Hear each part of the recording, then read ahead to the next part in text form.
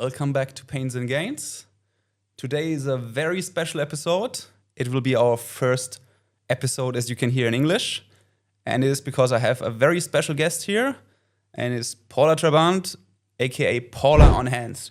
Welcome to Pains and Gains. Thank you. And yeah, for people who don't know Paula, she's one of the best handstand trainers in Frankfurt. I have known her for, I think, 1-2 years. Yeah, 2 years. Yeah, trained a couple of times together, also attending her class and really enjoyed. And I'm really happy that she's here and that we can talk about handstands and how to learn a handstand and yeah, what is important for learning a handstand today. But first of all, yeah, please introduce yourself. Like, who are you? What are you doing? How did you come to handstand? Yeah. Hi, everyone. So you're going to know my background story. I didn't do any gymnastics or anything like that ever. I actually played soccer for like 8 years, so I was really stiff. I haven't done any upper body sports, so I was really weak as well. So it was in 2020 when COVID hit and I had a knee injury, and instead of getting a surgery, hospitals were reserved for COVID patients. So I was basically put with a cast, put at home for like, I think 3 months. I lived in the 4th floor and I still had some injury on my thumb, so I couldn't use the crutches and I couldn't do anything. So I went to go see my doctor. I was like, hey, I'd really love to train, like do anything before I just went running, honestly. So I was like, I can't go running. I can't do anything. He's like, well, maybe it's time for you to find something else. Maybe you just do something where you need only your upper body. I was like, what's that going to be? I'm only in my room. He's like, well, I don't know. Not my problem. Just do handstands. And I was like, I don't think this like gymnastics artsy type is for me. So I was like, there's no way.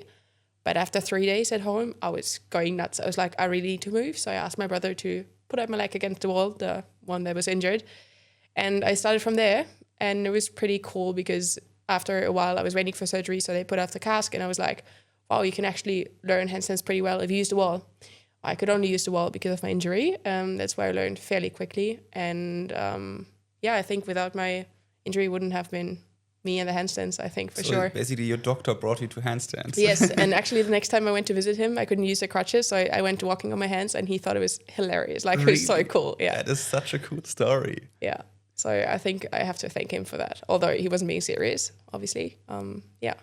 And then from now you went from starting to learn handstands to mastering handstands to doing some really, really crazy shit. If you want to see it, check out her Instagram. We'll tell it up at the end of the story or put it in the show notes. And yeah, and then you started coaching handstands. And yeah, how did it come to that? How did you come to personal training, to coaching? Yeah, so when I did my first handstands by myself, it was during COVID, obviously. So I was trying to look at YouTube videos to learn, but all of them were like all saying the same thing. You have to go like with the spider fingers and you have to get a very strong core. And I had a very strong core, but I couldn't do handstands. So I looked at all these YouTube videos. There's so many out there, like so many, even on Instagram back then already. But there was no workshop, or back then I didn't find any handstand coach. I don't think it was a thing back then even. Yeah. In 2020. So I had to learn by myself and like try to look at some YouTube videos. Some of them were very, very good, very high quality content, but like there's only a few of them. So when I realized like I did my handstands outside and people were coming up like, oh, that's so cool. How did you learn? I was like, oh, I think there's a bunch of other people who'd also like to be able to do handstands. We just said like it's basically a very useless skill. I don't think it applies to anything in life, but it's just so cool and so satisfying if you're able to actually hold the handstand and be on your hands. Yeah. Like it's such a good feeling. So yeah, from what I knew, I started coaching, and then pretty early on I got my own coaches. I had few different ones because I always think like there's always someone better and you can always keep learning no matter how good you are. So I actually lived in Dubai and in Australia. That's where I learned most of my handstand practice and also coaching skills. Yeah, so I think that's how it started and people really liked it. So yeah. Cool.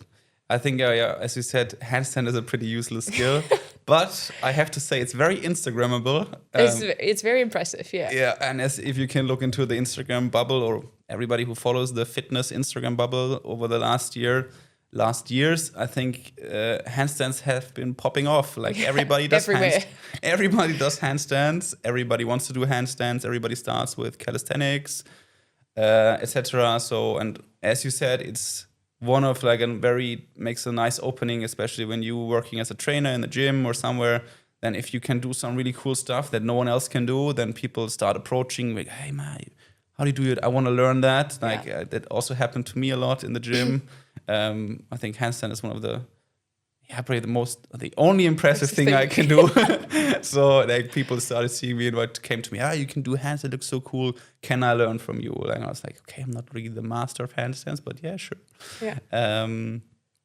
So very for us a very helpful technique to get clients. Yeah, for sure. I had one client once come up to me, say he wants to impress a girl, so he wants to learn a handstand.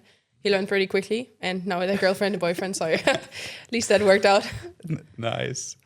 Yeah, so also, besides handstands, do you do anything else, training-wise? Yeah, so as I said, like, I was very, very stiff. I couldn't, like, I don't know, people think young girls can just do splits. Like, I was never able to do any splits. Like, I wasn't even close. I couldn't touch my own toes. So when I had that surgery on my knee, I couldn't put on my own sock because I was so stiff. I couldn't reach my knee. So I was 18 or 20. I had to ask my mom to put on my sock. Like, not, you know, it's very humbling. Yeah. So I realized, like, it's really bad. It's not just that I'm not crazy flexible. I'm very, very stiff and like it's limiting me. So I started doing flexibility training. First I started doing it by myself, obviously.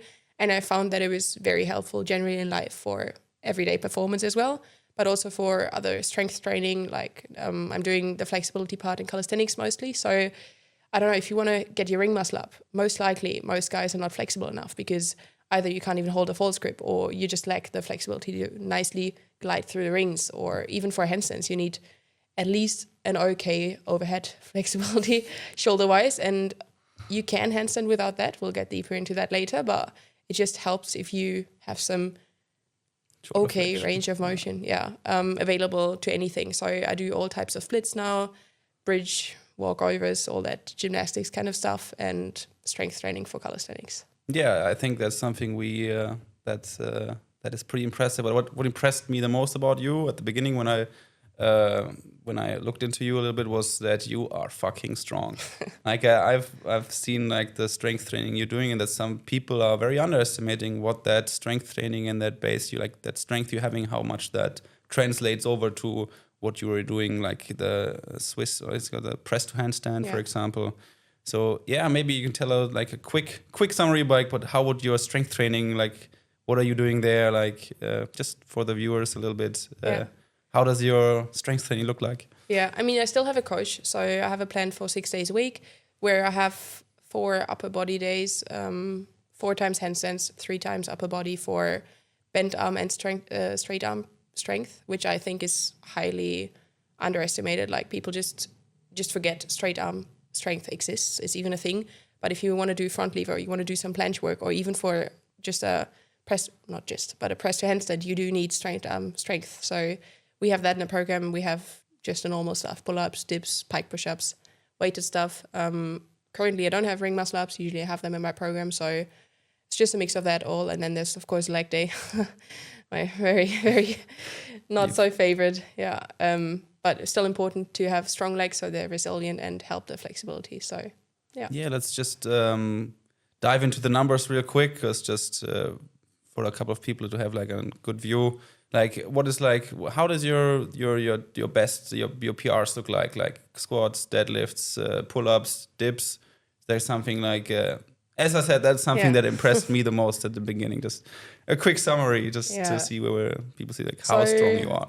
For dips, I'm actually not that strong. I think I did like 25 or 30 kg for dips, which I consider for myself not so strong because I can do 40 kg chin up. So in comparison, that's not so strong.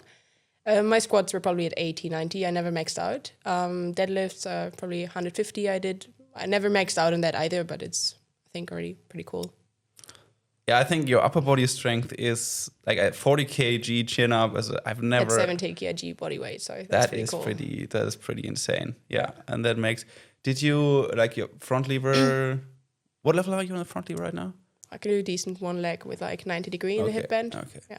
Yeah, that's the forever task, getting the full front lever for us big, like tall people. Yeah. But let's not dive deep into calisthenics. Sorry, that's just, I'm getting a little bit overexcited because like that's just I really love calisthenics. For the people who are listening, they know it already.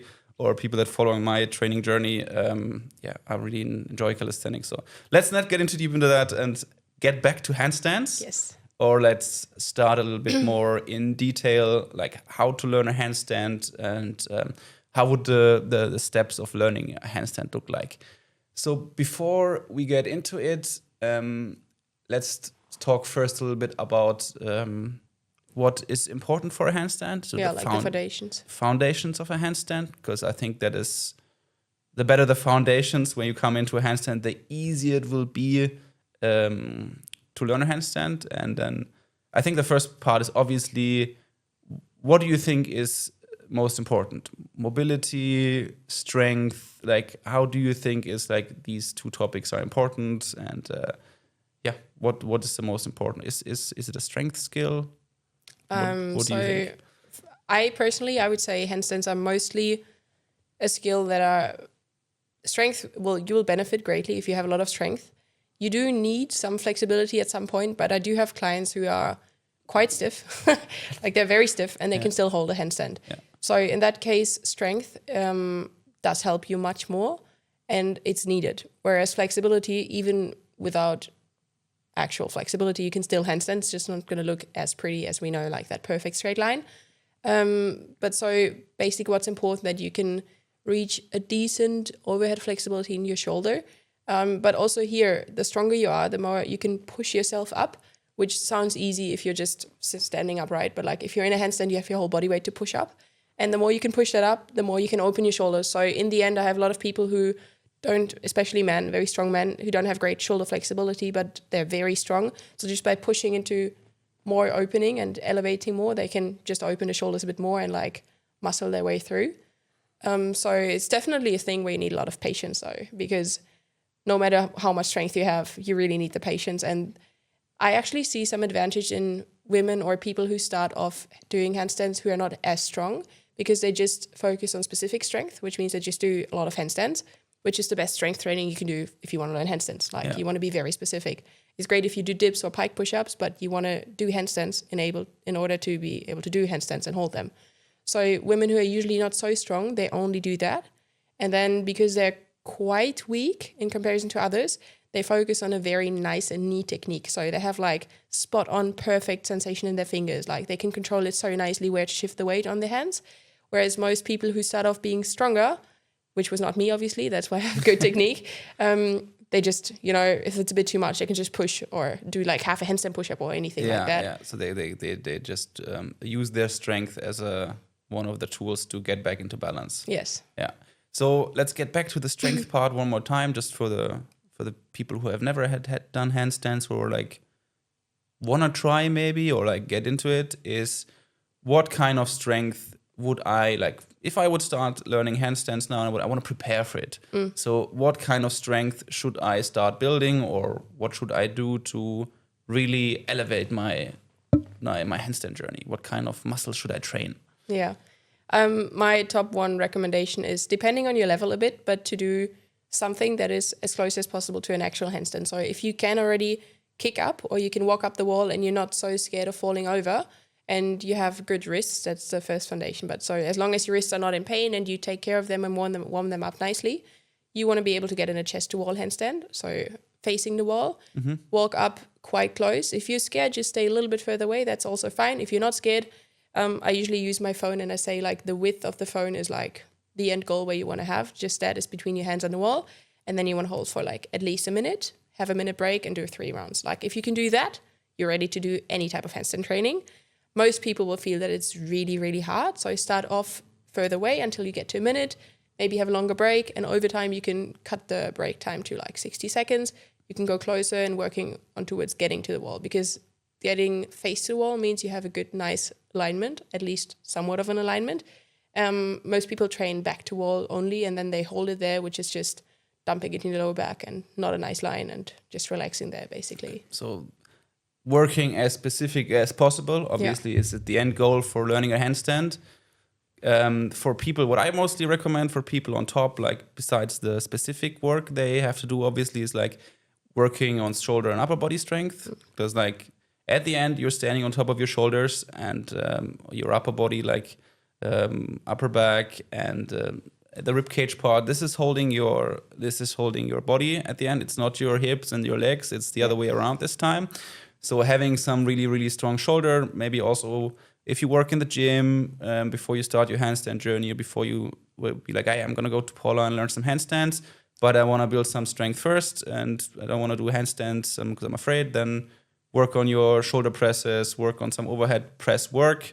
And I think this is like for people training shoulders. And also, fun fact, I was always also trying to learn how to be stronger in your hands and your forearms. Is something I later in my handstand journey is what I realized is really, really important.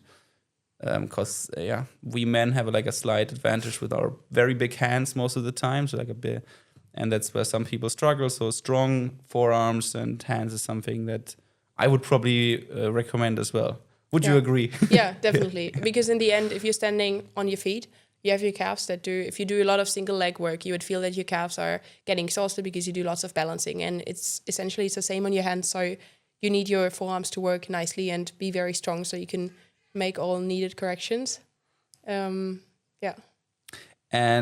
we have the strength part. So like we're going to have to work very specific. That's the most important part. We want to have a lot of overhead work. You want to train the shoulders. You want to train the arms and the forearms and how to work with the hands.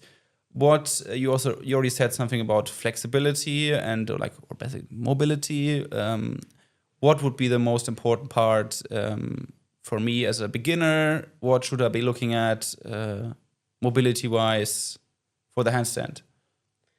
Yeah, well, it's mostly the shoulders because most people, shoulders is overall reaching over your head, overhead, and being able to get into more or less an 180 degree line. But it's not so shoulders can be many things. Most people just think, oh, it's probably my shoulders. But the more you are into training, the more you will know that it's not just a shoulder. There's a lot to the shoulder. So it can be coming from the joint, but mostly from my experience, most people just have very, very, very tight lats or tight pecs, or if you're very unlucky, probably both. But so you want to see, you can test if it's coming mostly from the lats or mostly from the pecs.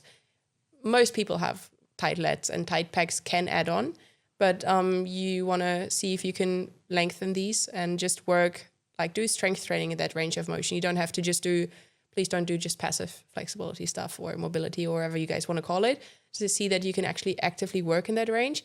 But you don't need to have a perfect shoulder opening in order to handstand. Anyway, we'll get to that later. But for sure, you wanna work on the shoulders. And then one thing that I think is also quite underestimated sometimes is the flexibility in your wrists, but also your fingers. Because a lot of people, I keep telling them push your knuckles to the floor, but they cannot. And either it's something because you haven't never done it, you've never thought about it, so you're just not used to activating it properly, but most people are either too weak to push them down or they cannot, because the second they go into a handstand, they're not able to push knuckles down just because they're not flexible enough to do that while gripping the floor with the fingers. So there's nice stretches that prepare your whole forearm and fingers and hands for that nicely, which I think a lot of people are missing out, because then you can't use knuckles, and without the knuckles, it's tough.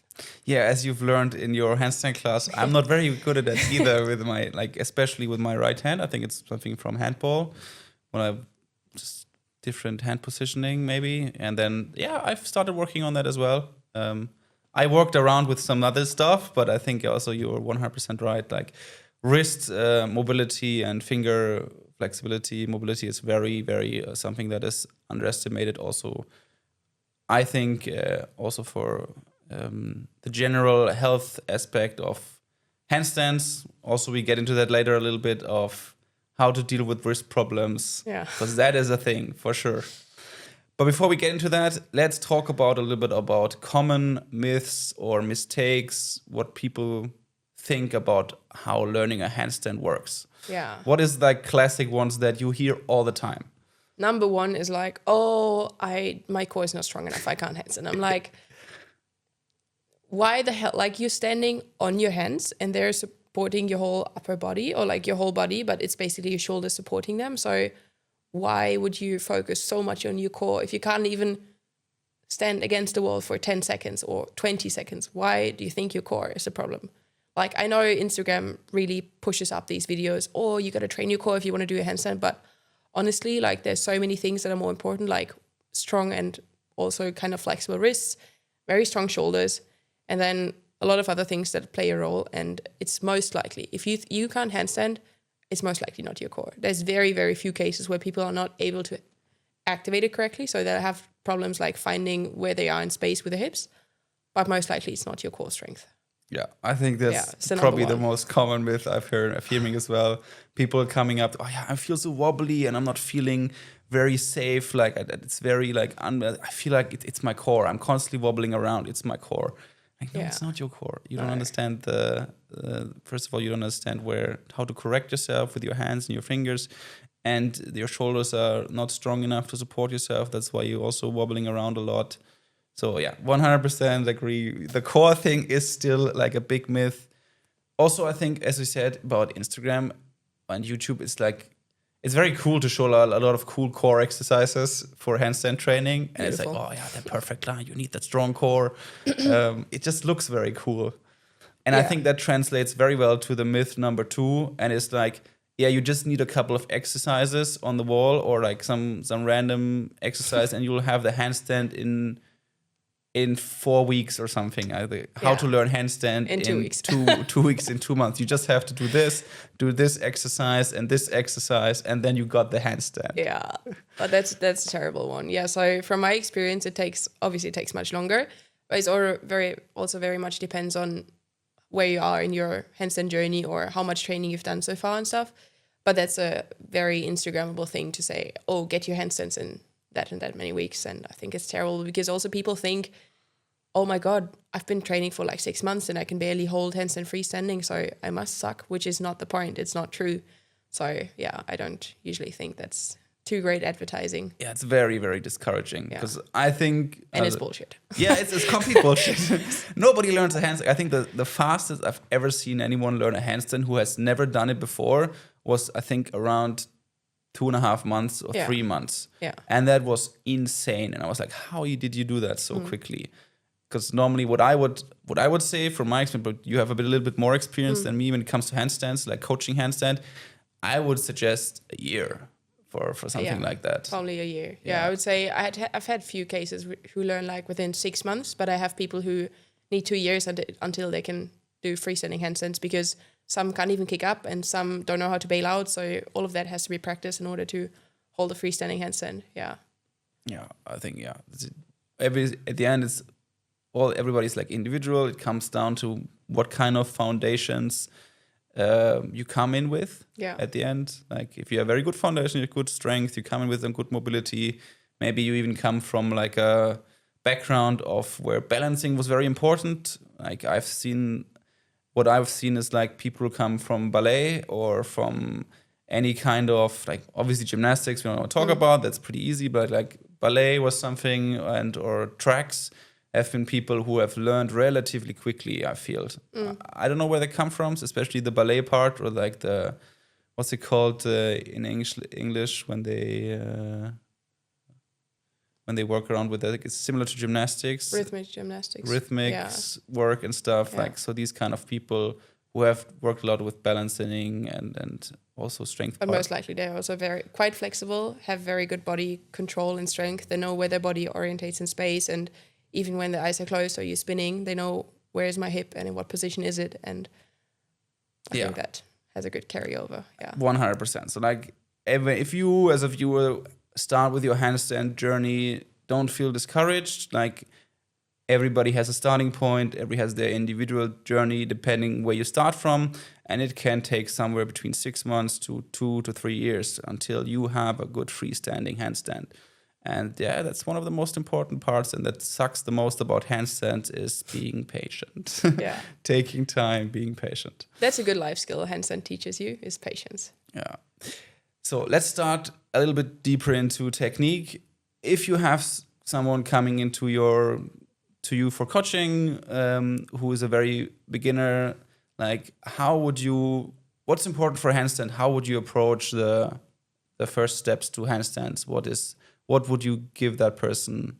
What is the first exercise, like the first steps to handstand? Yeah. So let's assume that person can already kick up against the wall, because later we'll be covering what to do if you can't. But let's assume you can kick up against the wall.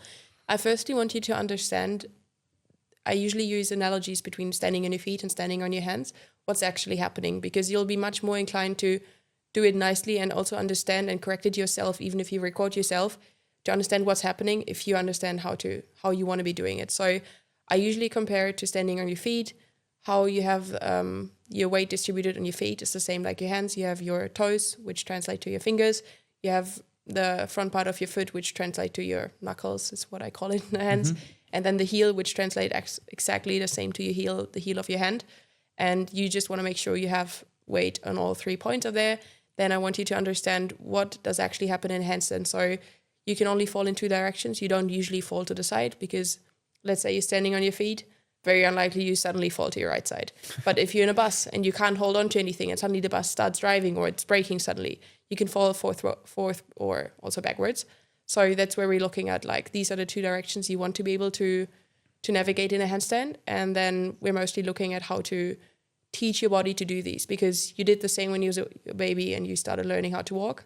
But so you don't remember that, and it's just like a trial and an error thing, which for handstands you can do. I did it. I wouldn't recommend.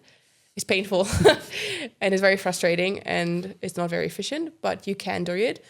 Better is if you understand what to do and you can teach your body, if that happens and I tip over towards that banana or bailing out or whatever is happening when you tip over a bit, what to do in order to come back into a handstand. Because there is things that you can do. Like, a lot of people think there's this golden middle point where you just, like, you kick up and once you're in there, you can just relax. And, like, I'm sorry to say, but it's not the point. It's not going to be there. You always have to navigate between underbalance and overbalance. Underbalance is when you fall back towards your feet, and overbalance is when you fall over or bail out then later. So there's not going to be like a relaxation point where you're just holding it and it's nice and chill. So the first step is always to make people understand how to use their hands and shoulders to do that, because a lot of people think they have to use their legs, and I'm always there to tell people, whatever you want to navigate, like whatever corrections you want to make, they start at the hand, or maybe use your shoulders. You don't want to be using your hips, and you especially don't want to be using your legs for that. So that's usually where we start. So also for every beginner, I think that comes to me, they're also a little bit afraid, I want to learn handstand, but I'm scared of falling or hurting myself. And I see a lot of people, like I've seen a couple of people who try to learn handstands just somewhere in the middle of the gym, like not on the wall, like kicking up. And I think the most, for me, like the scariest thing, I had this one girl in the gym and she tried handstand. Every time she fell over, she went to the bridge immediately, like crushed into like the bridge point. I was like, first of all, I would completely ruin my back like that because I'm not that flexible. But yeah, we as handstand coaches, we will start with every beginner on the wall, 100%. Like starting in the free somewhere is something that is a forever journey, that you might be lucky somewhere at some point, also. And it will take forever, or you will never learn it. You'll have to learn on the wall, also because it gives you some safety. And you feel, as soon as you're on the wall the first time, which is, it's very scary to be overhead, like you look, it's like your body feels very unsafe. It feels just wrong for the first time. So, and then people are like, for the first people, I'm very, very afraid. I'm scared. So like, we'll get step by step. And then as soon as they're on the wall, there's some kind of safety feeling. Okay, I can feel like I feel kind of safe here. Yeah. Like it's not completely scared. I don't have the wall holds me. So that is like, I think one of the most important steps for learning. And also by starting on the wall, you can guarantee that if you get a few seconds of balance, which is your ultimate goal, you'll be starting off the wall and getting balance. Yeah, it's not going to happen that you just kick up and suddenly you're balancing for 10 seconds. And if that ever happens, you're very, very lucky. You're not going to reproduce it. So the first times you hit like a 10 balance freestanding, means off the wall is getting off the wall, because you can adjust yourself in a perfect position. A kick up is making your balance even harder, because getting off the wall, you're nicely aligned, you can focus on everything, you don't have a lot of momentum, and you can get nicely aligned into shape. Whereas kicking up is just hard to catch and messy. So in the beginning, we always use the wall, make sure to practice both sides, like under and over balance from there. Yeah. And here we are with the first very hard step for the most people. It's like, how do we get on the wall? Yeah. There is people who can't kick up, and it's completely normal. I do have a lot of clients who have never done handstands, or they've tried, but they can simply not kick up. And that is mostly, I would say in most cases, it's not only a lack of strength, it's always connected to that. But I do have some people who can hold a handstand on the wall for like half a minute or something, but they can just not kick up. Like they're not anywhere close. And that's mostly because either they don't understand how to get the hip over the shoulders as well. Might be because you're scared. If you're scared, then you just need to, you get more comfortable and you can work it through. But if you just, your body just doesn't. Kick harder. Yeah, that's what you usually hear from a lot of people. Oh, just kick up. And I'm like, doesn't work that way. But usually you want to teach your body how to keep the shoulders stacked above the wrists, because what mostly happens is people kick and the momentum they create with the legs just pushes them forward. And then you want to imagine there's like a big wave, like some tsunami coming in. If there's a wall, the water will splash up. This is how the force translates to coming up. But if there's no wall, the water just keeps going forward. So most people who kick up, the shoulders are leaning forward endlessly until the head is touching the wall. You're not getting up anywhere. Like there's no upward movement. You're just moving forward. So that's what you want to teach your shoulders. And also your knuckles play a big role in that. How to stop right above your shoulders, because people get some momentum. Ideally you don't. In the beginning it sometimes helps. But you want to have your shoulders right above your wrists, and all force that comes is translated into an upward movement instead of like forward, which is very hard to do. It's easy to say. Now you're like, sure, we can do that. But then people are like, how the hell am I doing that? So I usually recommend getting into somewhat of an L 90-degree angle facing the wall, where you have your legs fully straight. So you want to measure the length of your leg and get into an L shape. And you want to practice to have your hands, your shoulders, and your hips stacked on top of each other. And most likely you feel that, my goodness, like your shoulders, they just want to go forward. Like they're just leaning. It's going to be really hard to hold. That's when you can practice in a nice, safe setting with longer time under tension, that you can use your knuckles and you can push back with your shoulders so they're not just leaning forward. And usually that's a very good drill to make the body understand how to keep the shoulders where they are. Yes, that is something at the beginning of my handstand coaching, what I didn't understand. It's like, how is it so hard for the kick up? I don't understand. Just kick harder. Yeah. Just like get into it. But then, yeah, if you look really into it, like the leaning part, like especially like keeping the shoulders stacked over the hands is like something like a big mistake that I see a lot. Like people just like relax and let their shoulders come forward. And then if anyone has ever like tried getting into a handstand on the wall and then suddenly from their position getting your shoulders forward towards the wall and backwards, like it's so fucking hard. It's like one of the press to handstand skills later on, but like it's from that position, if your shoulders are like much more forward than your hands, like it's so fucking hard. As a beginner, you're not there yet. You have no chance. You have no chance there. Yeah. What I also realized is one big part there, which makes it very hard for a lot of guys, is lack of hamstring flexibility in the kick-up. Yes. Yeah. If you are very stiff in your hands, in your hamstrings, you will have trouble kicking up. I have people who had a small muscle tear in their hamstrings from kicking up. Yeah. So what I usually do with my clients, like I wouldn't tell them when they sign up. I'm sorry if you're about to sign up. Now I'm spoiling. But basically I do include some basics, which is like basic shoulder opening and some form of lengthening the backside of your body, mostly some Jefferson curls or seated good mornings with like a light weight, just so you also learn how to use that range of motion and to develop it if you don't have it at all. Just because I think from experience it's helped greatly that they can like kick up a little bit nicer and not like, yeah. It's something that has changed massively for me when I started increasing my my hamstring flexibility. It was never really bad, but it was not very good, as you have seen as well. Yeah. And when I started increasing my hamstring flexibility, suddenly the kick up felt a lot smoother. Like, you know why that is? It's because the more flexible you are, the closer you can get your foot to your hands. Yeah. And if I kick up and I was going to go as close as I can have my foot next to my hand, which means as well my hips are almost up in the air already. So you have to do very, very little work in order to get up. Whereas if you have your feet very far away from your hands, you're in like more of a plank position than a pike position. And then the way is just much longer. You just have to push much more and kick much more. So, yeah. So the first big hurdle is the kick up for a lot of people. But as soon as you have the kick up, Then as soon as you can start working on like for yourself. Like you don't need anyone to help you up. You can have the first very, very like, or that's I think for a lot of people who start training handstands with me or like part of the training is like they're very excited the first time they stand for themselves, kick themselves up, stand on the wall, back to wall, and be like, hey, that feels like I'm actually doing a handstand now. Yeah. And this is where your handstand journey begins. You already said a couple of things already, how to move on to the next steps. So as soon as you're on the wall, you feel stable on the wall, you feel comfortable on the wall, you can hold half a minute to a minute on the wall. What would be the next steps? Like how do I get from there to freestanding? Yeah.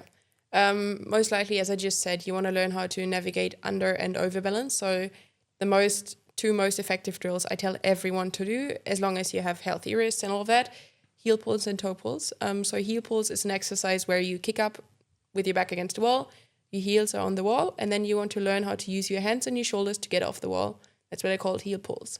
Not called heel kicks, because you don't want to kick with your feet, like everyone basically does. You want to imagine the wall is only there to kind of teach the body what happened if you were to fall.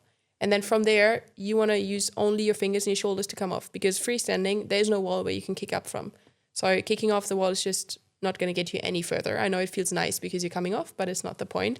So then I tell people the analogy with the feet, that you want to push your knuckles into the floor, push the fingers into the floor, line the shoulders nicely and start pushing. And at some point, you will feel that your feet are getting a bit lighter. If you do it nicely, you want to have some core tension, engage your glutes as well. And then you will feel that your feet are coming off the wall a little bit, or at least feel lighter. And that's when you start to understand that, wow, like I'm doing something at the bottom of my handstand and my legs are actually responding. So I'm doing something here to correct what's happening over there. And then the same the other way around, where you just want to really push as high as you can. Like you want to push the floor away from you as much as you can and start to lean forward a bit. So that next time you fall back to your feet, you want to teach your body to lean forward a bit, to shift basically just the center of gravity between your hands again. Yeah. That's what it's all about, yeah. Yeah, I think I am really surprised when I have people coming in who have done handstands for like a couple of years, tried to learn a handstand, and then they come to me and they we start on the wall, they can already do this kind of things, and then I tell them, you have to start working with your hands, and they're like, what do you mean? Like, yeah, it's a handstand. You have the most correction, like from balance, is working with your hands. They are your major tool for small corrections of balance. Because, as we said, handstand is a balancing skill, and you said it before. Like, if you stand on your feet, you don't balance with your hip or with your shoulders. You balance with your feet, and it's very natural for you. But standing on your hands is very unnatural for you, and you have to learn how to push and correct the balance that comes, like as you said, the center of gravity. And it's a lot of handwork. You have to learn how to use your hands. And it's funny how many people who start learning handstands have never heard about it, or like, wow, that's completely new for me. Yeah. I usually like to show them my forearm, because I would say my upper part of my arm is not so big. Like it's quite small for what I like to say that I'm quite strong. But then my forearm is like, it's quite massive. And that's just because all the corrections are coming from the muscles in here. It is also the shoulders, but it's not your core, and it's not all of that. So my forearms are very big because I do handstands so often. Yeah, that is, as said, also like as probably also one of the slight advantages for men here. Yeah. We have a lot of stronger hands or forearms, especially when you come from ball sports. Especially I have 2 or 3 clients, friends, they come from basketball or handball, and they have very strong forearms from the gripping, and it's like their line is shit and their mobility is shit. But they're standing. Because they have just very, very strong hands and very big hands, and it's a lot easier for them to like correct the center of balance with their hands. Yeah. And so training your hands and forearms is something you have to do, and something that is a very big part of learning a handstand. Yeah. All right. Next step. What are we having next? We have the time already, like how long we said, like learning a handstand, something between very lucky 3 months, probably something between 6 to 18 months. 6 to 2, yeah. For some people, a little bit longer. Okay, we have on the wall. You also have the belly to wall drill, right? It's something you use a lot. You said heel pulls, toe pulls, where you start with the belly to the wall. And this always comes for me with a lot of people who are starting. This is where the point where people start getting afraid. Yeah. So it's like now your back is not to the wall anymore. Yeah. So now you have your belly is to the wall. As soon as you start walking very close to the wall, you feel like, okay, now I can fall over. I could fall. It I could could potentially fall over. happen, and it's I scary. could crush my back and my everything. So I did some gymnastics during sports science, and we always learned tuck and roll. What would you teach people to how to get safely out of a handstand? To not fall. I usually prefer teaching the bailout, which looks like kind of a cartwheel, because the tuck and roll, if you're very much used to it and you feel very comfortable, that's great. But I've had a lot of people who just don't understand when to tuck the chin, or they do that, and then when they practice shapes like tuck and straddle, and then they fall, and then straddle, and they want to go to tuck and roll, it's just very messy with the legs. I've had one person do it at the gym, and then you tuck and roll, and you roll into other people as well. So you just need a lot of space. It's from my point of view, is always a bit messy. So I really like to go with a bailing out to one side, which is like a cartwheel, just with your hands next to each other. And that's also how I like to teach it. If you're very afraid, and it happens to a lot of people, I have a lot of clients who come to me just to learn how to bail out safely. Because if you can't bail out, you're never going to be standing, never. And you're most likely not coming off the wall with your chest facing the wall as well, because it's just scary.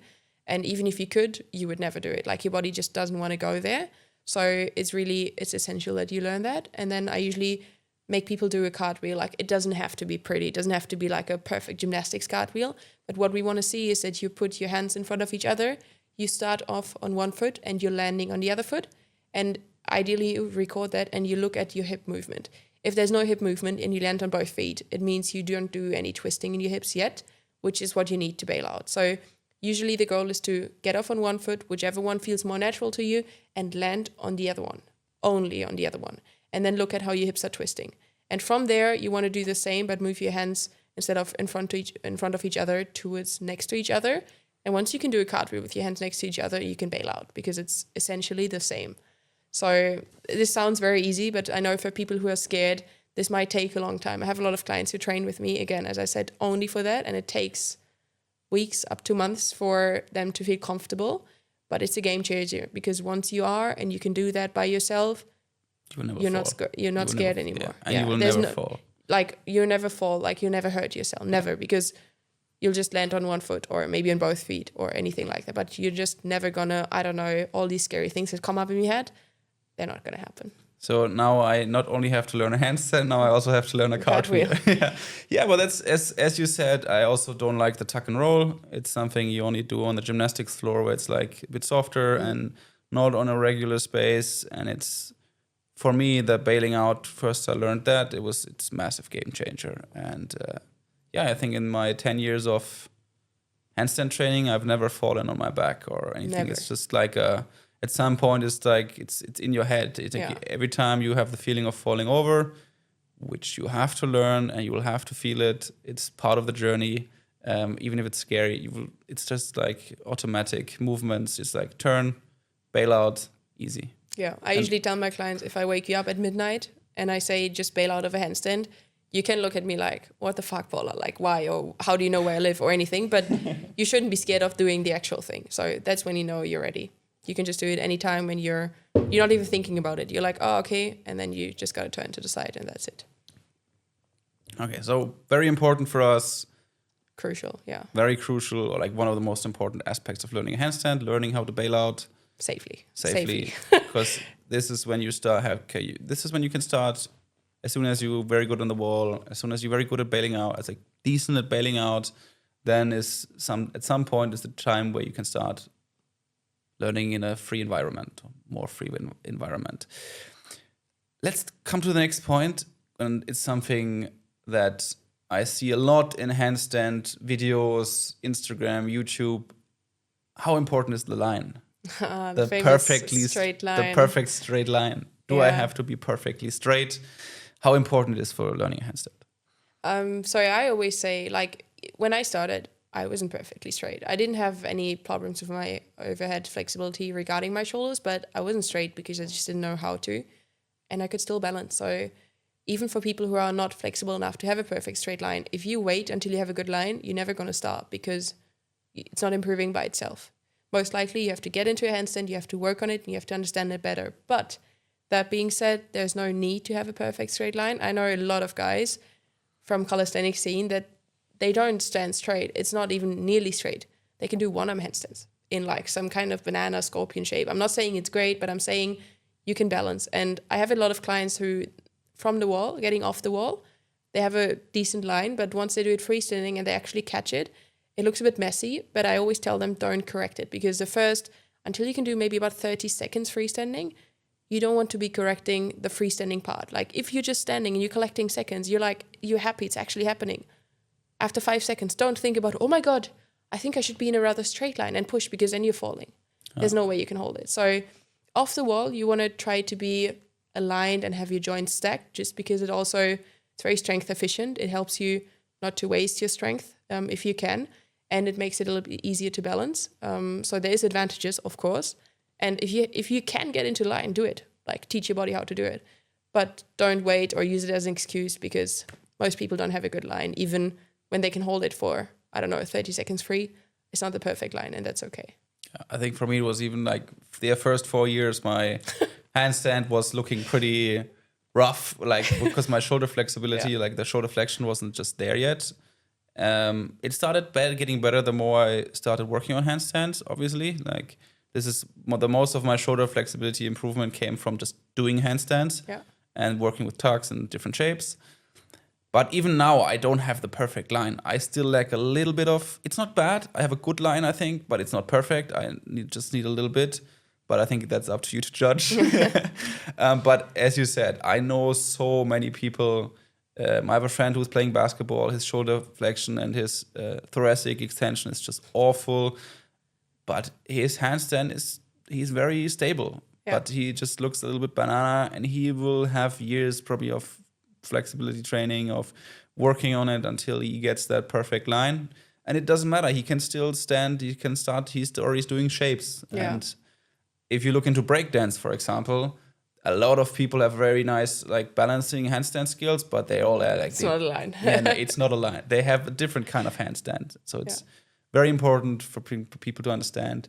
It's for you to find the balancing point and understand the point of balance is much more important than having perfect line. Yeah. Even though it looks much better. It does look cooler. I have people who like they hold it freestanding and then someone is like, oh, but they're not pointing their toes. And I'm like, why would I focus on something that is quite superficial and just for visual satisfaction if you can just hold the handstand for 30 seconds? Because if I told him to point their feet, most likely it would just tip over because they're focusing on something else. But yeah, as we talked about earlier, for the handstand, for you to balance it, you just want to have the center of mass between your hands. And you can do that in a straight line or in somewhat of an S curve or in one full banana, which looks more like a C. As long as the center of gravity is just in between there, you could balance. It works. Yeah. Let's come to the next step. How does breathing work in a handstand? It's something that is really funny at the beginning. Like, how does breathing in a handstand work? Like, is it hard at the beginning for some people? Yeah, we see a lot of people who it looks like they've been free diving for a couple of minutes. Like they do their wall work for like maybe 10, 15 seconds. They come out and they just like they've been like free diving for 5 minutes. They come like, I'm like, oh my God, you're like as red as a tomato. You should probably think about breathing. But at some point you get used to it being on the wall. What happens mostly is that when people do it freestanding, they forget to breathe because everything is even more, it's even harder. You're even more likely to fall. So they just focus on the essentials. And in the handstand breathing, in the beginning, it's not considered essential from your body. So most likely you get like to 8 or even 10 or 12 seconds. But then we see a lot of people who don't hit 15 seconds because they can't breathe.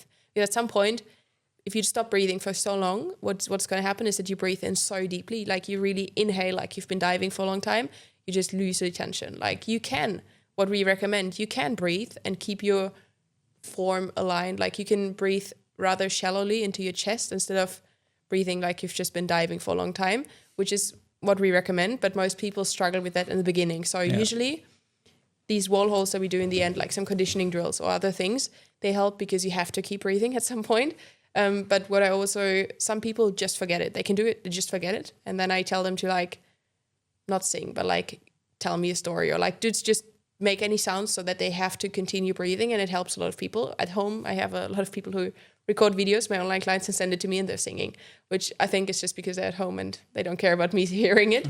But it's a really good cue to not think about it too much, but just do it unconsciously.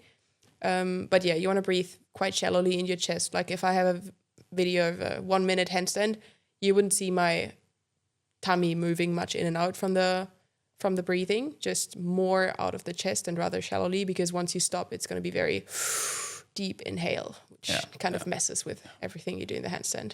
Yeah, I think it's also like a very mental aspect. It's like you overhead, you like it feels weird, uncomfortable. You just want to really focus on these 1-2 things, and it's like you try to tense everything, and then you just forget. It's just, I think people just forget about it. And then you also like this overhead position, like all your blood's flowing to your head. It's bad. Like, some people even get headaches at the start when they're not used to it. I've had a couple of people who got like, they look like freckles, but they're popped blood vessels, which if that happens to you, it's okay. Like when I do after my handstands, I have a lot of wrinkles. I look like an old lady. Also normal. If you spend a lot of time upside down, it just, some things happen, but they're okay. Yeah. The breathing part is something that has to become natural at some point. Being on your hands, being in the overhead position is something that has to come naturally over at some point. It just doesn't have to feel weird anymore. It just, the more you do it, the more it will feel normal. It's just, you won't be afraid anymore. It's just a regular position, and then when you start moving away from the wall, even that at some point will feel normal. Even the falling feeling of like, oh my God, the roller coaster feeling, I'm falling over, oh my God, I'm afraid. Even that at some point when you do over 1,000 handstands, it's just normal at some point. You're not afraid anymore. And that I think is something that I try to teach people. Like eventually you'll have to just accept that feeling. And because if you don't go into the falling part, you will never come into really standing. Yeah, you will have to accept you will fall over and over and over again. But you will bail. Yeah, and if you bail, then it's fine. You're not hurting yourself. It's all good. Yeah.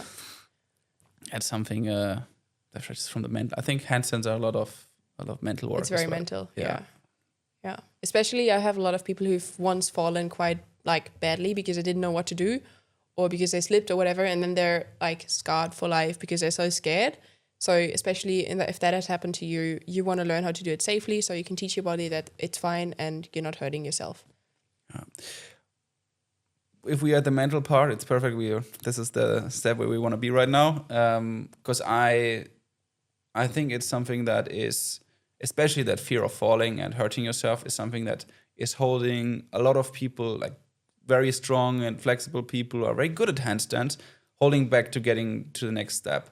Like, how would you work with your clients here? Like, if you have some people who are like very afraid, like, what is it? Do you have is there some cues or tips for like you give your people for getting into that, just getting rid of the fear? Confident. Yeah, getting more confident is good.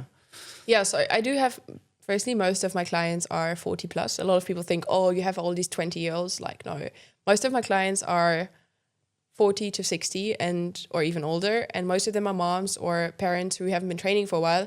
Most moms have the extra aspect that, I don't know, they're just scared that if something now happened to them, like, what about my kids? So they're like extra careful. I've had a couple of people who gave birth after some time and before training, like before being pregnant and giving birth, they were fine. And after realizing they have a child, they're much more careful in a handstand. They're much more scared to bail out because a lot of things could happen, and I got my kid at home, which is very interesting. But mostly for anyone who's scared, I really want to work with them through what could potentially happen is that you bail out. Even I have a lot of people who start doing press to handstand stuff, and they do it against the wall because they're scared to fall out of a press to handstand at some point kind of stage. So then what we do is like we learn from a straddle how to bail out, and then if you lean in the straddle, how to bail out.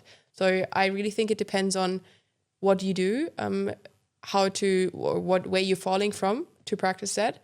but usually I like to just repeat it. It sounds very boring and it's not very fun to do it, but repeat it over and over again so that you know that nothing's happening. And there's I have some people who can't fully straighten their elbows, like they can't lock out their elbows. In that case, I do fully understand that they're scared because they don't have this security of having stacked joints and my arm is fully locked out, nothing's going to happen. In that case, I strongly encourage them to work on some bent arm strength so they can just feel more secure about that as well, because the stronger you get in your handstands, the more confident you get. Yeah, I think the only accident I ever had during a handstand class, like a proper one, was a guy who was just like, I told him the most important part when coming up to the wall is just keep your elbows straight, and most of the time there's nothing gonna happen. You just come back or forward. Maybe you slap the wall a little bit, that's fine. Maybe you come back, you hit hard on your feet maybe a little bit, also fine. But you will never learn like hit your head or anything as long as you just keep your arms straight. Yeah, but he was like not the very most flexible guy in the shoulders, and he just tried. He's really, really strong. He was massively strong, and he's like really quickly tried to compensate. Like he didn't get up by just bending very quickly his arms, and then he realized, yeah, I cannot support That's my hard. full weight. he hit the with his side of a little bit the floor. He wiped the floor a little bit. It wasn't bad. It was just like he was like, oh my god, that was just you have to keep your elbows locked, and nothing's gonna happen. Yeah, but I think, as we said, like the fear of falling or the fear of hurting yourself is the more you fall, the more you learn that the feeling is normal. And that's what I always try to work with as well. I try to guide them into the really not bail out early, really feel this kind of roller coaster feeling where you're like, oh my God, now I'm falling. And just like really repeat until it's like, okay, it's not that bad. I can get out of it. Yeah. And I think that, as you said, really helps. But it's always a process. Yeah. And I have a lot of people who a lot of people think training on the sand is a great idea. It's a terrible idea. Please don't do it. You will only injure your wrists unless you have a handstand board or anything stable in the sand to put your hands on. Then training in the sand can take away your fear of falling or help you. But what I usually recommend is grass, because a lot of people, they think grass is nice and soft, and honestly speaking, I don't think it makes much of a difference towards the floor. But a lot of people just mentally training on the grass, they will fall. They will bail out and they'll be fine. But then seeing hard floor in the gym, they'll be like, oh my God, no, I can't do this. So when it's nice weather outside, you can just train on the grass and you still have good grip on the floor. You won't injure your wrists and you can learn how to bail out safely as well. Yeah. Also, kind of a side fact, it is very different working on different grounds of environment grounds. Like working on like a soft grass is much harder for balancing than having like a really hard floor that gives you instant feedback. Like that's why we tell people like hard floor is much easier to learn for balancing. The more solid the floor, the better. I know it always sounds rough. People get scared, but the more solid, the greater is the carryover of your strength. So less work you have to do. If the floor is giving in, you have to push more and more and more in order to save your handstand. Yeah, for sure. Let's skip to the next point. How would we build like a training session for handstand? Like what would be like a good way of how long should I train handstands in a session, and how would you build it up, like program it? Yeah. So I think for beginners, for people who haven't spent much time on their hands, if you've done a lot of yoga for a long time or any other thing where you actually practice being on your hands for a long time, your wrists might have been exposed to that, so they're already used to it. But in most cases, that's not yet the case. So you really want to teach your wrists to be strong. So it is important that you warm up. A lot of people are like, oh, can you just show me a quick handstand? I'm like, I won't be doing this because I haven't warmed up my wrist. And then there's clients who are like, oh, now I'm showing off to my friends. And then the next day they're like, my wrist is hurting a lot. And I'm like, yeah, no wonder, because you really want to warm up your wrists. You want to warm up your forearms with the specific drills that we said, like basically doing calf raises, but on your hands. Great drill to get like very strong forearms, but also just hanging on 2 arms. If you can get to 3 minutes, try hanging on 1 arm just to build up your grip strength. And then warming up your shoulders. If you're lacking shoulder mobility, that is the time to do some shoulder opening work. I recommend it for everyone, but especially if you're having a hard time getting into 180 degrees, doing some drills to get more flexible, but also to strengthen that end range. So like wide raises or lifting a foam roll off the floor with your forehead on the floor, that's great to build that specific strength. And then just training your wrists in all different kind of flexion, extension, and wrist rolling motions, like just so you know that they're stable, and gaining some more range of motion as well, especially if you're into calisthenics again, and like ring muscle up stuff and false grip and all of that. But yeah, so don't skip your warm-up. It's very important. And then I would always start, it depends on the level, but if you can kick up, start with the wall drills, and you want to focus on mostly balance aspects. Like you want to do the heel pulse I talked about earlier. If you can already bail out and fall safely, you can practice the toe pulse by yourself as well. If not, get a friend to hold you, or a partner or anything who can just support you in case you would fall. And then there's something I call a silent kick up, which just helps you to understand where your body moves in space. So you want to kick up with your back facing the wall. You want to close your legs before they touch the wall, because most people are used to one leg goes up first, and then at some point the other one comes up, and then your kick up looks the same.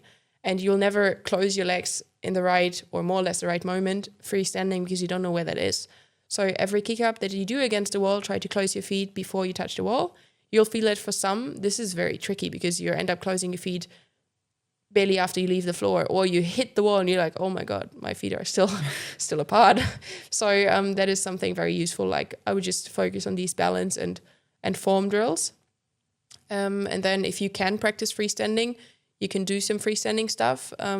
There's something that I like to do for people who are more advanced. It's like a L balance, where you practice to get into a nice kick-up shape that looks like an L mostly, and do that off the wall. But most of your training is going to happen on the wall. Like even for me, some of my training is still happening on the wall, especially the one-arm stuff. It's very humbling. It's still on the wall. Like, you know, people think, oh, I can now hold for a few seconds. I'm past the wall. You're never past the wall. Never. Even at this stage, I'm not past the wall. So being on the wall, spending a lot of time there. And then in the very end, I always recommend doing some conditioning. If your wrists are okay, you want to get to the 3-minute holds I mentioned. So chase facing the wall, 1 minute, 1 minute break, 3 rounds. And that's probably for now, in the beginning, all you need, because you want to make sure you're not overloading your wrists. And I recommend not doing too intense sessions for too long. So you want to focus on having maybe 30 minutes at most in the beginning, and maybe only 2 to 3 times a week. Out of these 30 minutes, you're warming up for probably 7 to 10 minutes. So it's not going to be 30 minutes standing on your hands. And only if you feel like after weeks and weeks, you feel like you're fine, your wrists are doing fine, you can do a bit longer, or you can add another session. But I recommend starting off very carefully and rather doing several sessions than one long one. Yeah, for sure. And obviously directly after an upper body workout, right? Yeah, so I always say, obviously before, or even if you have a leg day, you can do half an hour or 20 minutes of handstands. Even 15 minutes is good if you warm up and do 15 minutes of handstand stuff, do some conditioning in the end, and you can hit your leg day. That's totally fine. You have to know that the goal is not to get this 1 minute generally, because a lot of people say, oh, if I did this in the beginning, I can do 1 minute. I'm like, your goal is to hold a handstand, not to hold against the wall. So what I mean is you have to be fresh, or as non-fatigued as possible. So if you're already fatigued, you cannot push out so much, you cannot control so much what's happening, your balance is going to get much harder. So not after upper body training, not, oh my God, I've just done 1 hour of CrossFit and snatches and all of that. Now let's do half an hour of handstands. Like, there's very little advantage to that. Yeah. Much better to wait or do it before the session or any other time, actually. Yeah, skills always first. Yeah. And balance skill is just, if you're already exhausted from other work, like you will see that you are much worse in finding balance. Also comes to something that if you don't feel, there's a lot of days in handstand training where you will feel not perfect. It's not a good day. Like you feel weak. For example, for me it was yesterday. I came from like an old, I was sick last week and it was my first training, and normally I have no problem finding my balance point. Man, it was hard yesterday. It's like, damn, am I stupid? So like you will have these days where you will not completely like there, or like this, you're not perfectly, like this is not your strongest day, and you will immediately see it. You will not find the balance point. You will struggle It's gonna there. be so hard. Yeah. Yeah, but these are normal days, even for us. Yeah, and it's mentally really challenging because wait, usually I can do this. Like, why does it suck so much right now? And it's very frustrating. Like, we both know how that feels. It's really bad, but just know that it's normal among handstands and balance stuff. It's not like a chin up. If you can do a chin up, most likely you can do a chin up any time of the year. Yeah, true. A handstand's not like that. It's very different. That is for sure. Let's come to the injury part, or like the prep stuff one more time, just to make it a little bit more specific. How can I, as a beginner or maybe a light advanced, can I avoid wrist and shoulder injuries? Because these are the most common injuries or like overuse injuries in handstand training. Yeah. So what I always I like to look at the shoulders quickly and see if there's any obvious weakness. Like if you look at your shoulder external rotation and it's really, really bad, even though it's not directly linked to a perfect handstand, it does affect your overhead flexibility, and you just want to make sure you have a decent shoulder to work with. And what I like to say, if you come from like some kind of FRC background or some joint focused background, you want to make sure you have a joint which is only happening if you have some internal and external rotation. By some, I mean rather better than average. So you want to just make sure you have both of these available and also strong, not just flexible.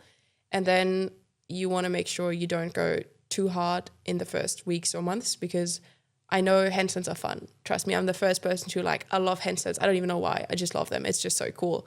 But you really have to take it easy, especially if you start to get a little bit better and it starts you start to balance. Oh my God, it's so cool. Don't train every day, and don't train for 2 weeks, 2 hours, and don't try to kick up only in the middle of the room, because all this sudden impact, you're just training in the middle of the room for an hour or two. I see this in the gym all the time.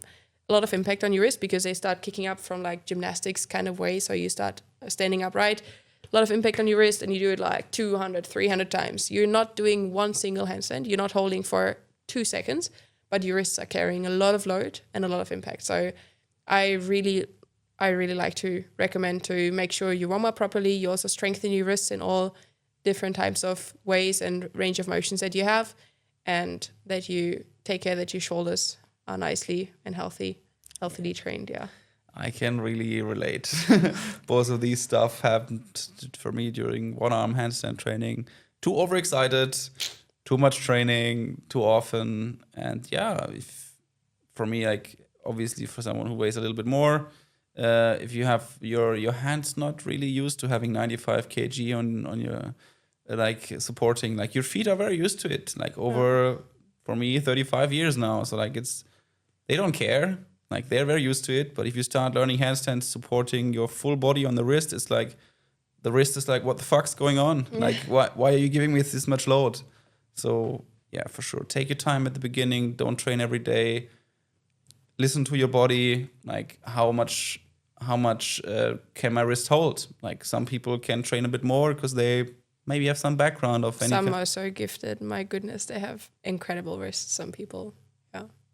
It's not us. Yeah, but that's how it is. You have to deal with what God gave you, or what you have in your body. Yeah. So just you have to listen, and if it starts aching more and more, then it's take a break and probably good don't time just keep training. Yeah, good time to take a break. It's not no pain, no gain. Yeah. Pains and gain. Yeah, it's not no pain, no gain. Not in this kind of matter. Yeah. Also, yeah, the shoulders for sure something that tend to, especially when you are not very flexible, tend to overuse very quickly. Yeah, and you do benefit from good shoulder rotation in handstands.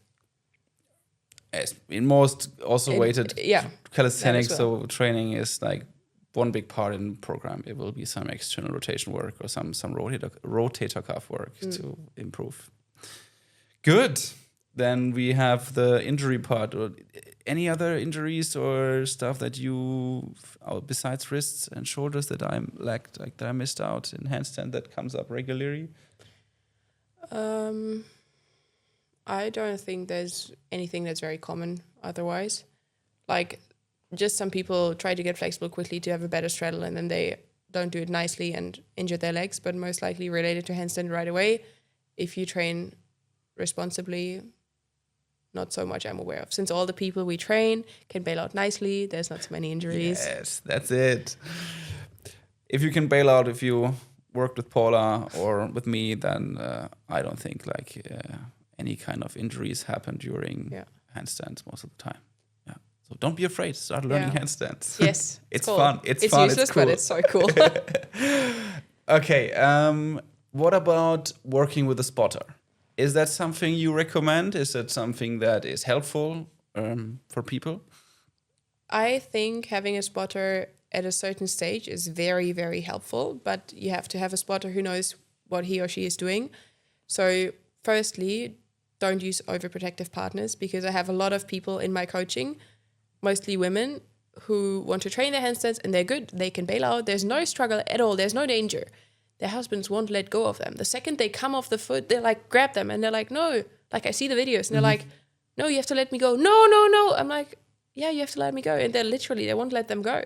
So unless you're both into training or you trust each other, it's probably better to train with someone who's into handstands or at least into gym. And then it depends. For learning how to kick up or how to fall, it's very useful, especially for how to fall, because for some people, I just have to be close by and they do it by themselves. If I take one step further back, it's too mental. They're like, no, I can't do it. I can't do it. Yeah. So like you gotta, the distance is like increasing tiny bit, step by step. But where I think it's particularly useful is for a drill that I call ping pong. Ideally, it's not a ping pong anymore, but in the beginning, it looks like a ping pong movement, where if you can do nice heel pulls and toe pulls, I usually group up people in a class or with me. They do train freestanding with a spotter, and instead of doing either heel pulls or toe pulls off a wall, you have a spotter who gives you two walls basically, and you want to start on whatever side, do, let's say, your heel pulls, and then you want to try to balance in the middle, and if you fall to either side, you still have time to do it by yourself. If not, you reach the wall, aka the hand of your spotter, and you have time to correct as well under and over balance and actually work within the range. The problem here is that if we do that in class, it works great. I recommend spotting around probably calf height, not knees and not feet. So you have to find someone who's your height, and you want to give them a very small range of motion to work with, because most people just have them like, I don't know, 40 centimeters apart, and like that's when it looks like ping pong. That's why I call it ping pong, because it's like they put all their effort in to go from one side to the other and then they just fall over. So the smaller the range, the better is actually your gentle work in a handstand. So your technique is going to get better, and then over time you can make it a bit bigger, but also that's not the goal. The goal is to stand longer. So you want to have someone who knows how to hold you and to still correct you if you're ending up in too much of a banana, although you don't have to, or if you just forget to engage your glutes and your legs or anything like that, who can still correct you and make sure you benefit from that nicely. Then I love spotting. Yes. So spotting, also something that I realized a lot, is a skill that you have to learn at some point. Being a good spotter is, especially when you come out of gymnastics, people like this is a very specific skill, learning how to give the partner or the person you're spotting the right cues, the right amount of help or non-help. Yeah, for sure. Advanced people, I think also spotting can be very nice if you have someone who knows what they're doing, or you have to teach them step by step to how to do it. Yeah, so now it sounds very complicated, but in my handstand class, there's people who come like weekly or even only once a month. All of them can spot if they have been there for like 5 times or more, I would say. Yeah. People who have not been there much, or who don't know how to do heel pulls and toe pulls themselves, they're not suitable for spotting. But the ones who can do both, they don't have to be able to stand nicely. They just have to understand what's happening and fit your body height. And then they are, I would say, useful. Yeah. And as you said, it's a very nice tool, getting away from the wall, from the mental aspect. I'm still safe. There's someone who can catch me. Yeah. So for a lot of people who are afraid of falling, it's, even if they can bail out, it's a very like, okay, I feel safe if there's someone next to me helping me to spot. And this also brings us to the end of our very long podcast actually already. Is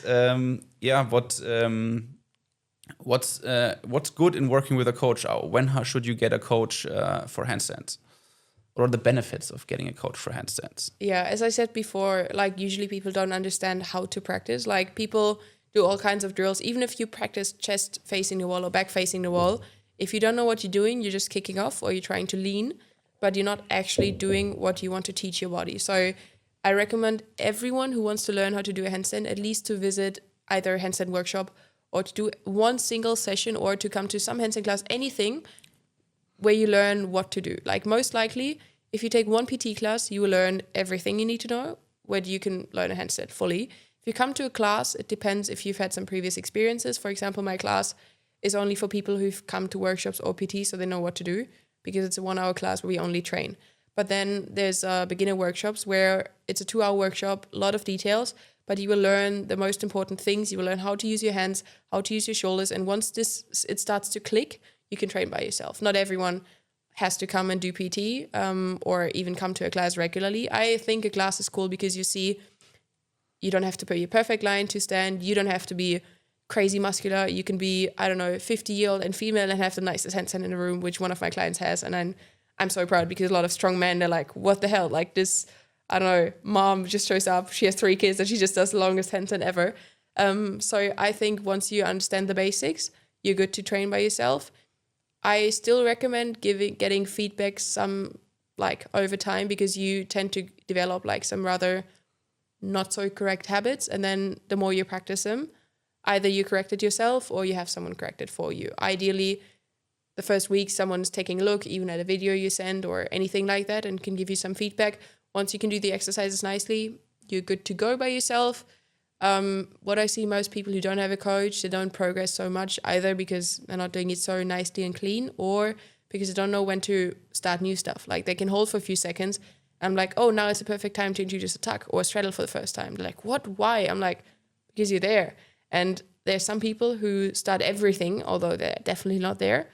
But there's also some people who they don't know what's next. And so they just keep doing the same 2 things, which is nice, but it's not, they could be so much further. Whereas if I don't work with a coach, it's fun. But I think the last 3-4 years, I've always had a coach, always, because I just think it's such a great benefit. Same. Even if it's only online, it doesn't have to be 101 PT, but even if it's just online. Yeah, 100% agree. One last point I would add to that is the motivating aspect, that if you have a coach or you have someone who's working with you, there'll be times where you struggle, even if it's like work life, private life, or you just demotivated because your handstand sessions suck, you have a bad time, there's something going on, and then I felt like I had a lot of feedback from clients that it's like, I would have given up here. If I didn't have a coach, I would have just given up there and just, it's not that important. Yeah. But if you have someone next to you, he will keep you pushing you through that. And even if you're having a hard time or not progressing the amount you want to, which will always, I think 99% of people in handstands will be the point where I can do this. And then at a specific time, you're like, fuck, I cannot do this. I'll give up. And then it's very good to have someone there who will push you through and give you the right amount of motivation, or give you the right view or the right mindset, or helps you with the right mindset around handstands. Yeah, we like to say handstands they're not easy, but they're simple. So it doesn't mean that everyone can do them, but if you do the right drills, you can get there. Just most people give up before getting there because it's just a little bit frustrating sometimes, or they don't do the right drills. Yeah, for sure. Okay, let's finish up with 5 key or the 5 most important things about handstands, or key facts that people give who are listening to the podcast. Can be things that you have already said during the podcast. Obviously, they're just 5 things at the end that you think are very important for learning handstands. Yeah, well, first of all, you use the wall. You really want to use the wall for probably the first 2 years. I don't know where you are right now, but you want to use the wall. Even if you can stand for a few seconds, hold it, you still want to use the wall for whatever goal you have. Then secondly would probably be that you want to warm up and do your accessory work nicely. Although I know it's boring, it's much more fun to be in the room and kick up freely. You do want to do your warm up, you do want to do the holds, you do want to practice the boring things in order to get better at the more fun things.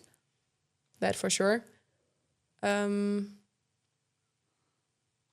thing is to keep pushing for sure, because I have been at this point also a couple of times. I was like, I don't think this is worth it. It's just so bad. You get so frustrated, you get so angry at yourself. It's a lot of emotions for someone who, I'm not usually so emotional, but a lot of emotions are coming up. So in that moment, I recommend either you have a coach or you set yourself a plan for the week, and then either it sucks or it doesn't, but every Monday and Wednesday and Saturday, you're training your handstands for half an hour. Either you're getting better or not, but you're still showing up and you're still pushing. Not every session is going to be great. Yeah. Yeah. You have anything to add? Yeah, for sure. We have, I think 2 more points. I think one of them is learn how to bail out. Yeah. Yeah, like especially when it comes to the mental aspect of fear of falling, which is a lot of people who start handstands have that, is really, really learn how to bail out and work with your fear about falling. And this is one of the most important parts of learning a handstand. If you are constantly afraid of falling, and you'll never get there. You'll have to work on it, and you'll have to learn how to get safely out of a handstand. As number 4, I think one more point, and I think the 5 is work on the basics. Yeah. Work on the foundations. If you are very weak in your shoulders and your wrists and your forearms, do some additional work. Do some strength work. It will benefit you greatly. If you're not very flexible in your shoulders and your wrists, do some extra work. It will benefit you greatly, and you will have that. Yeah, you'll make much quicker progress than if you just do the fun stuff. The fun stuff. You got to do the stuff that's not sexy, but it gives you good handstand. Yeah. All right. I think that was a very long episode, but it was very fun. Also, talking in English, for me, something completely new. I hope you guys enjoyed as well. But before we finish, where can people find you? Where can people reach you if they want to learn handstands, if they want to improve their handstand, maybe want to get to the next step, or even do some calisthenics work? Like, how can people reach you or find you? I work in a private gym in the center of Frankfurt, so it's close to Hauptwache. So whoever wants to come for PT, you can just reach out to me either via my website, which is www.paulanhands.com, or my Instagram, which is paulanhands, or my phone number, which is also on my website.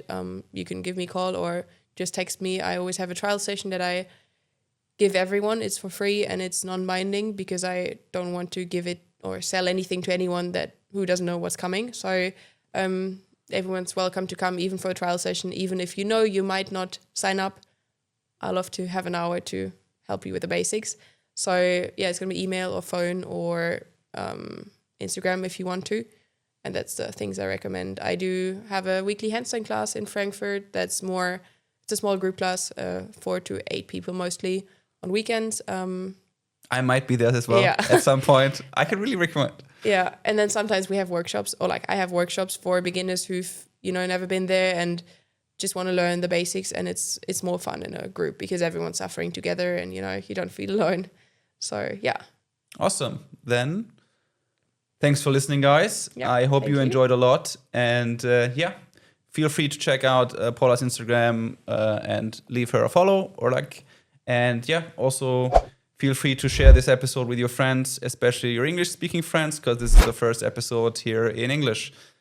Besides that, I hope you have a great week, and see you next time. See you.